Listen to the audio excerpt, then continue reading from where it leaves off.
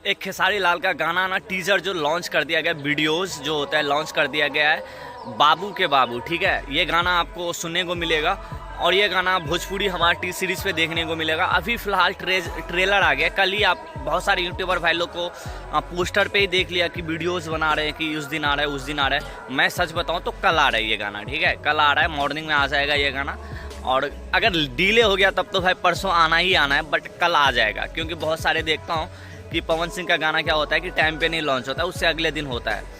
But ऐसा नहीं है खेसारी लाल के साथ कि ऐसा वो अगर कल है तो कल ही है, अगर बहुत डिले हो गया उस अनुसार कहता हूँ कि परसों जाके हो जाए। बट ये गाना सच बताऊँ तो अच्छा, मतलब वो गाना का तो टून बहुत अच्छा लग रहा है क्योंकि गाए नहीं है।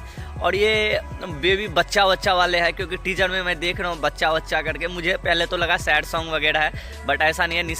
निशा पांडे आई थिंक उसके साथ जो वीडियो में कलाकारी रहेगी, अदाकारी जो वीडियो मतलब ठुमका उमका लगाएगी जिससे आप लोग अट्रैक्ट होते हो, तो निशा पांडे है बेसिकली।